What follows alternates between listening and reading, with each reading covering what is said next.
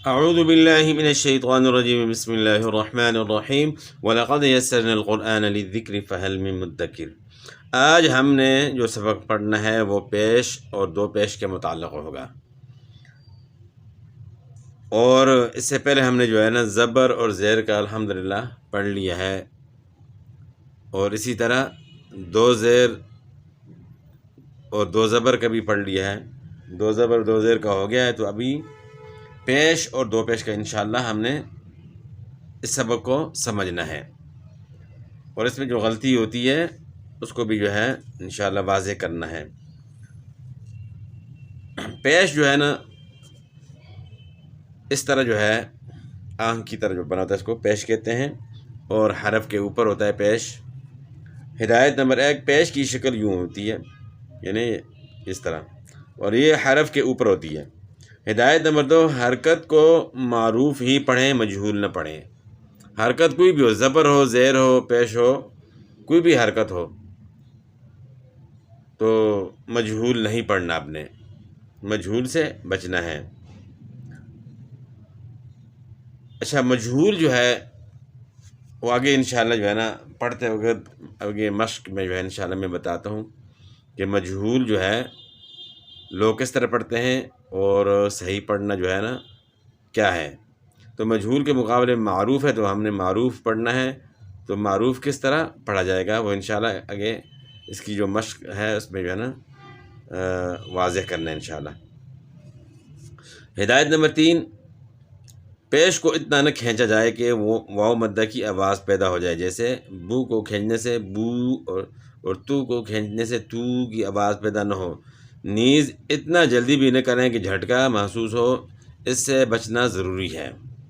تو ان ہدایات پہ جو ہے نا عمل کرنا ہے۔ ایک تو یہ ہے کہ مجہول نہیں پڑھنا اپنے، اور پیش کو اتنا نہیں کھینچنا کہ واو مدہ بن جائے، کیونکہ پیش جو ہے نا آدھے واو کی آواز ہے، تو اگر کھینچے گا تو مکمل جو ہے واو مدہ بن جائے گا، یعنی ایک الف کے برابر ہو جائے گا۔ تو ان ہدایت پر جو ہے عمل کرنا ہے۔ آگے اب جو ہے نا مشق کی طرف جاتے ہیں۔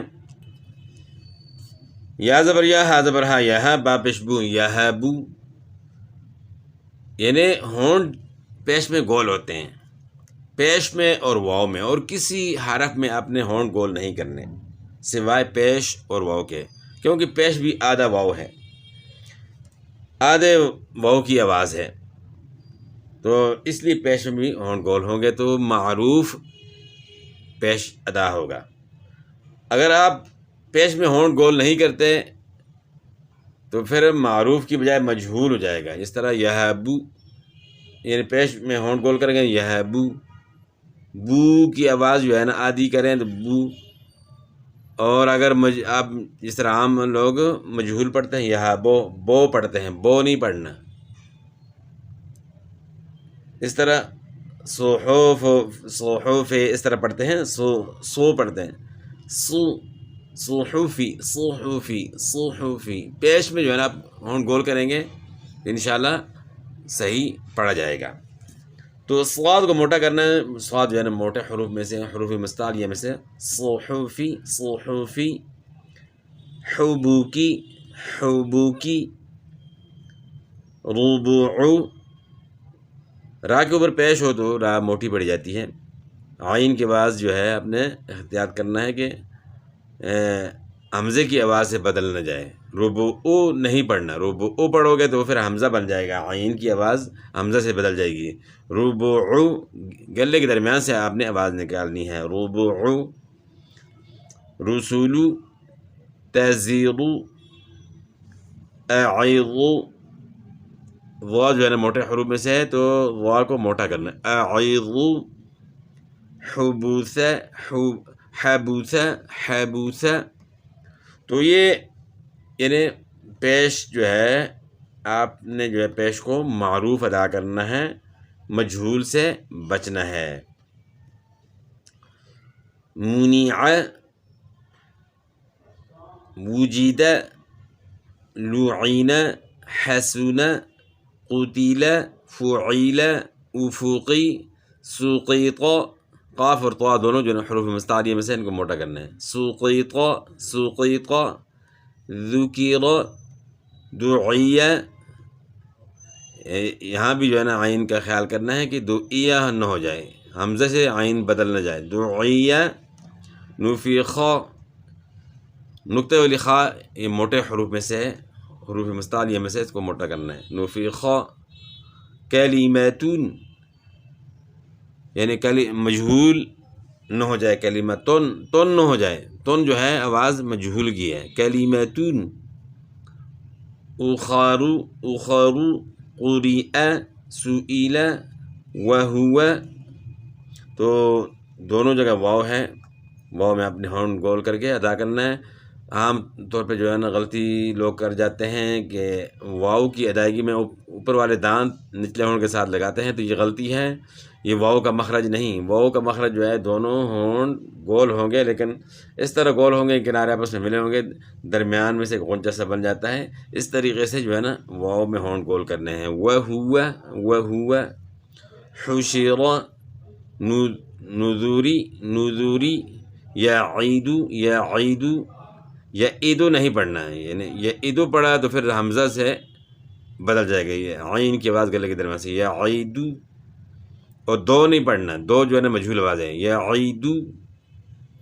پیش میں اپنے ہارن گول کیے تو پھر مجہول انشاءاللہ نہیں ہوگا، کتیبہ، کتیبہ، قضیہ، قدیرہ، قدیرہ، قدیرہ۔ اچھا مزید وضاحت، ذکر، حشر، قدر اور تزیر میں وقف کی صورت میں باریک اور وصل کی صورت میں پر ہوگی، یعنی یہ والی راہ جو ہے ذکر والی راہ ہوگی، حشر، قدر اور تزیر والی راہ جو ہے اگر ہم وقف کرتے ہیں تو وقف کی صورت میں باریک آپ نے پڑھنا ہے، یعنی ذکیر پڑھا جائے گا، ذکر، را موٹی ہو رہی ہے نا، ذکر، تو اگر ہم وقف کر لیں تو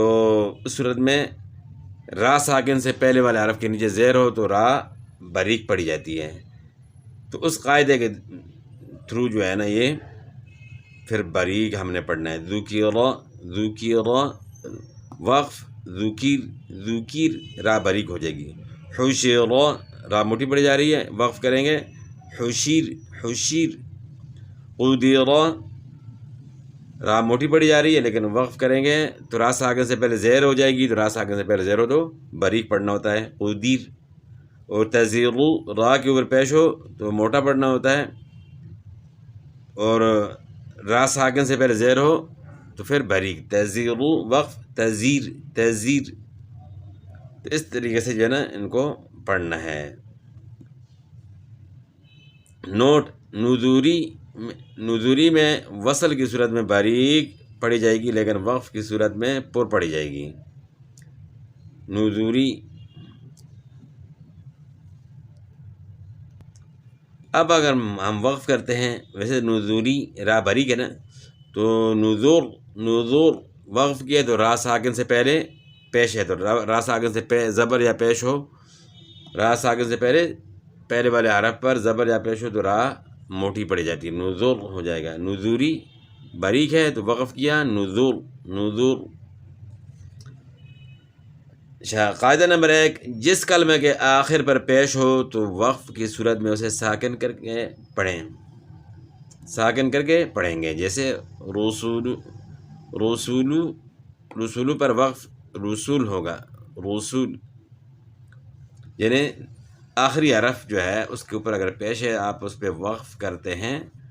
تو وقف کی صورت میں پیش والا حرف ساکن ہو جائے گا۔ تو اب آگے جو ہے دو پیش کا جو ہے بیان ہے، ایک پیش کے بعد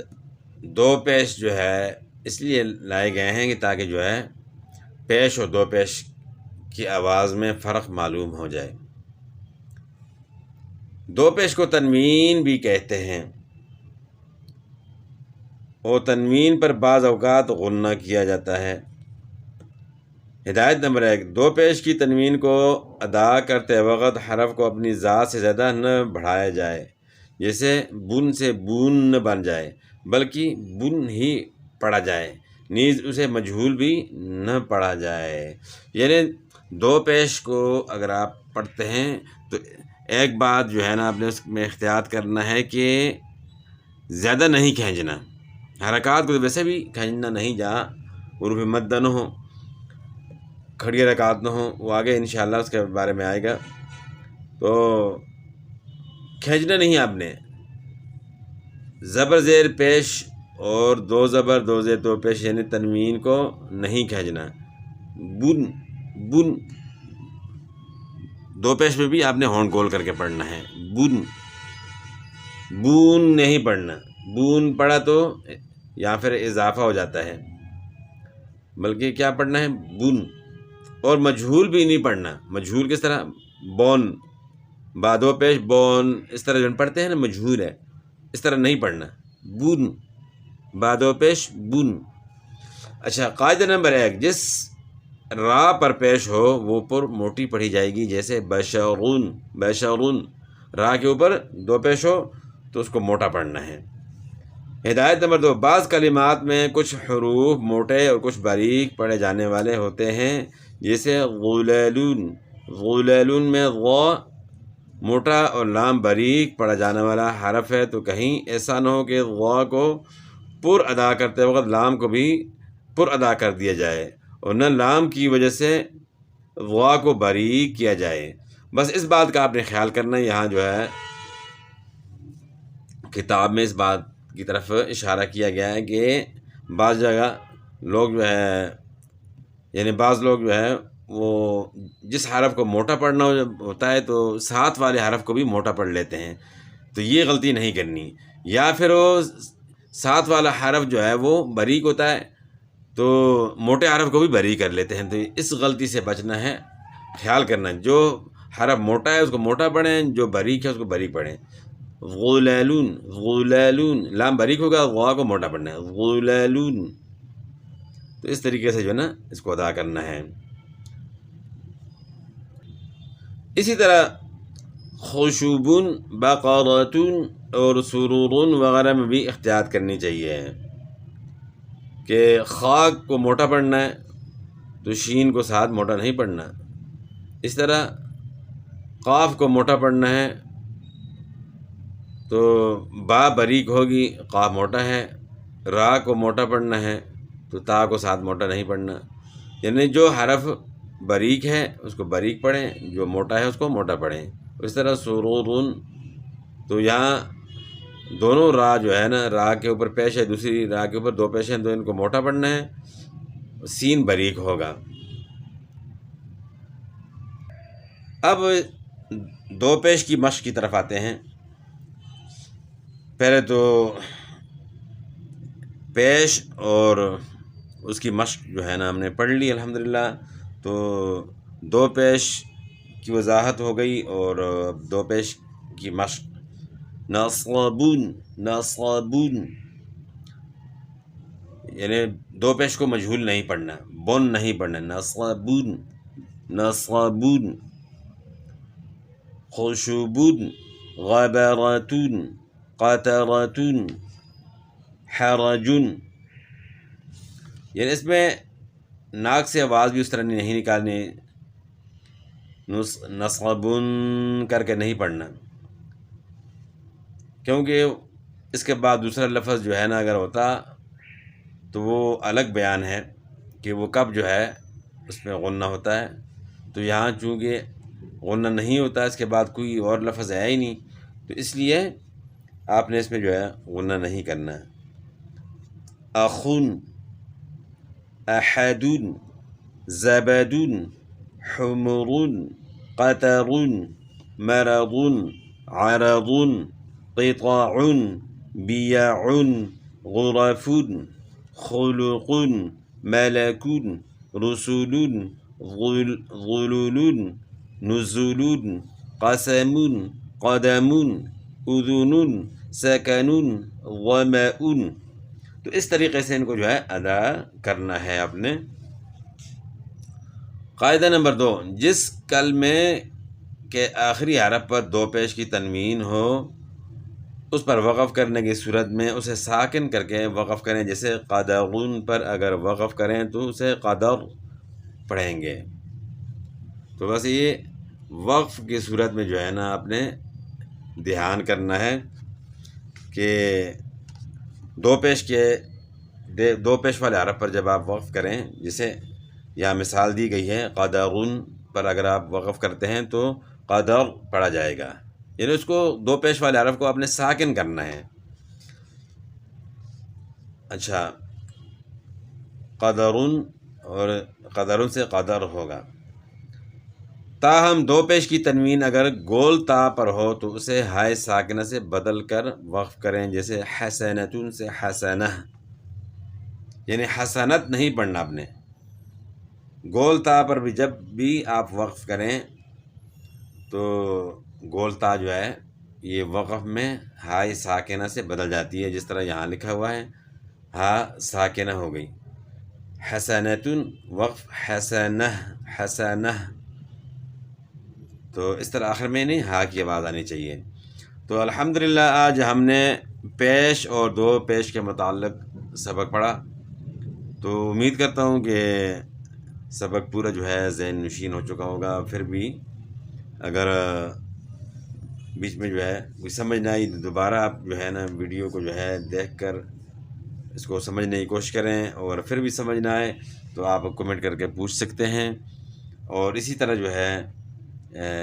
ہمارے ساتھ رہیں انشاءاللہ۔ مزید آگے بہت ہی مفید باتیں انشاءاللہ تجوید کے متعلق آپ جو ہے سنیں گے، اور بعض دفعہ جو ہے نا ایک بات کو بیان کیا ہوتا ہے لیکن اس کو دوسرے انداز سے کسی وقت پھر بیان کرتے ہیں تاکہ جو ہے سمجھ جو ہے اچھی طریقے سے آ جائے، تو مطلب یہ کہ سمجھنا ہوتا ہے۔ تو انشاءاللہ جب سمجھ آ جائے گی اور ساتھ پھر جو ہے کوشش بھی ہوگی، پریکٹس بھی ہوگی انشاءاللہ، تو جلدی انشاءاللہ پھر اس میں مہارت بھی ہو جائے گی۔ تو صحیح قرآن پاک پڑھنا جو ہے وہ ضروری ہے، اور غلط قرآن پاک پڑھنے پہ جو ہے کوئی اجر و ثواب نہیں ہے بلکہ انسان گناہ گار ہو جاتا ہے۔